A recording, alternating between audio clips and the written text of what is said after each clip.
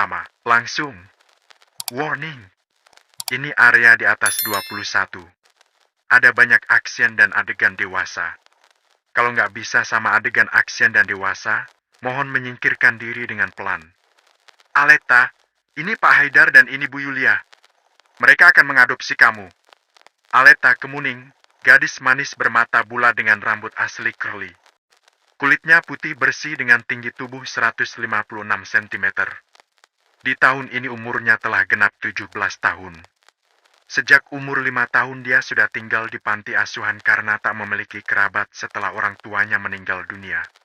Dengan masih memakai seragam putih abu-abu, Aleta terpaku melihat dua manusia pasangan suami istri yang tersenyum manis padanya. Tak perlu dipungkiri, semua anak-anak panti pasti akan bertemu dengan keadaan yang seperti saat ini. Hanya saja, sekarang ini dia sudah besar, sudah beranjak remaja, jika diangkat sebagai anak, sepertinya itu kecil banget kemungkinannya. Yang jelas, Aleta takut jika setelah ini dia akan dijual, atau bahkan lebih buruk lagi. Bunda, panggil Leta lemah. Melirik Bunda Fitri, pengelola panti asuhan yang tentu sudah Leta kenal. Leta menggelengkan kepala dengan kedua mata yang berembun. Sungguh, dia tak mau pergi dari sini. Dia takut. Sayang, sedikit terkejut saat dengan tiba-tiba ada yang mengusap kepala dengan begitu lembut. Leta sampai mendongak demi menatap si empunya tangan. Yulia, wanita cantik dengan dandanan natural, tapi tetap berkesan mewah. Kalung mutiara yang melingkar di lehernya sudah membuat Leta meneguk ludah. Gak apa-apa tinggal di rumah Mama ya. Mama jamin, pasti kamu bakalan betah. Lanjut wanita yang bernama Yulia ini. Cekaka, bahkan dia sudah menyebut dirinya sebagai Mama.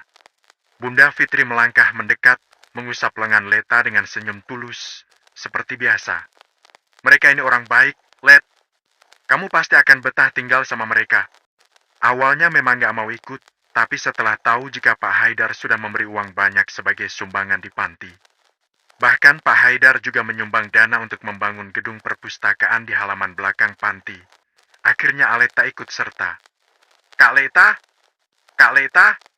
Panggilan anak-anak panti yang berdiri di halaman dengan tangan melambai, mengantar kepergiannya. Lalu di dekat pilar sana, Nina teman sebayanya menangis karena kehilangan teman baik, teman akrab dan teman sekamar. Leta menangis dengan tangan yang melambai juga. Terduduk lemas saat kaca mobil sudah ditutup. Menurut saja saat Yulia merangkul, membawanya ke dalam pelukan. "Pa, udah telepon Cakra?" Tanya Yulia, melirik suami yang duduk di samping kemudi. Pak Haidar sedikit menoleh. "Udah di rumah dia." Yulia mengulas senyum. "Berarti kita mampir ke butik dulu." Yulia menunduk, mengusap puncak kepala Leta. "Sayang, udah ya, jangan nangis lagi." Leta menarik diri, mengambil sehelai tisu yang memang disediakan di depannya. Dia tak mengatakan apapun. Pokoknya keadaan hatinya lagi nggak bisa diajakin bicara. "Kamu tahu, Mama dulu sangat dekat sama Mama kamu." Kalimat yang Yulia katakan membuat Leta menoleh cepat. Menatap wanita itu dengan serius. "Kita teman sejak kecil dan bersahabat lama. Pas kejadian kebakaran itu, Mama sedang tidak ada di Indonesia. Mama juga nggak bisa kembali ke Indonesia karena suami Mama sedang sakit. Lama Mama nyariin keberadaan kamu. Baru sebulan yang lalu Papa menemukan kamu." Yulia tersenyum dengan kedua mata yang berbinar. Tangannya bergerak mengusap kepala Leta dengan begitu lembut.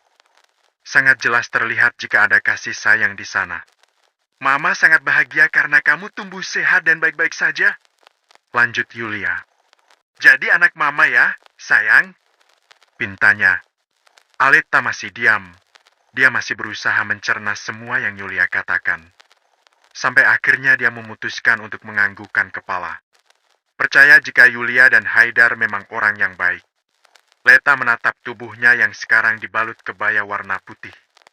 Rok batik yang menjadi bawahannya juga terlihat sangat pas di tubuh langsingnya. "Astaga, kamu cantik banget, sayang. Mirip banget sama mamamu dulu." Puji Yulia dengan senyum bangga. "Kenapa harus pakai seperti ini?" Tanya Leta dengan bingung. "Di rumah Mama ada acara." Jadi kamu pakai kebaya ini. Ayo, kita sudah ditunggu. Yulia mengapit lengan Leta, mengajaknya keluar dari butik dan kembali masuk ke dalam mobil. Perjalanan yang mereka tempuh cukup lama, mungkin sekitar 30 menit dari butik. Tapi jika ditambah dari panti tadi, mereka sudah menghabiskan waktu 2 jam kurang beberapa menit. Dan sekarang mobil sedan warna hitam milik Haidar pribadi telah berhenti tepat di depan rumah besar berlantai 2 yang terlihat begitu mewah. Aleta turun, menurut saja saat tangannya ditarik Yulia untuk masuk ke dalam rumah. Sekarang kedua matanya bertemu dengan 2 orang lelaki yang duduk di sofa ruang tamu, tengah menatap ke arahnya. Nah, ini mereka sudah datang, seru salah satunya. Cakra mana? Tanya Haidar. Bertanya pada 2 orang itu. Ada, di dalam. Salah satu menjawab. Pak penghulunya sudah datang. Sekarang Yulia yang bertanya. Udah, Bu, ada di ruang tengah, sama Pak Kiai. Ya sudah, ayo kita mulai ijab kabulnya.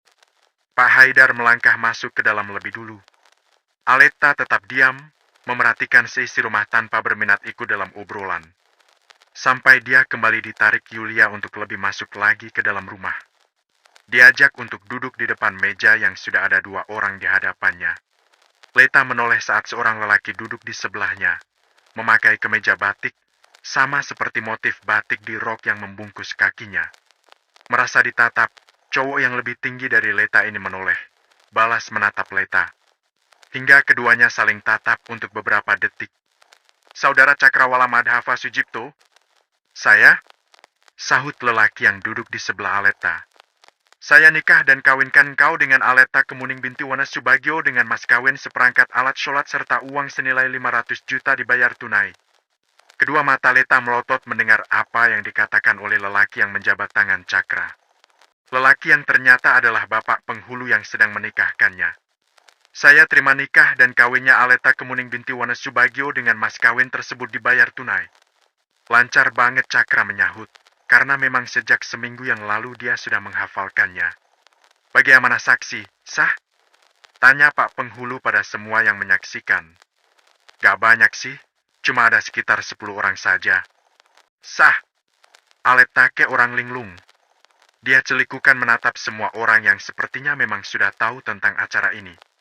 Dan di sini hanya dia yang paling bodoh.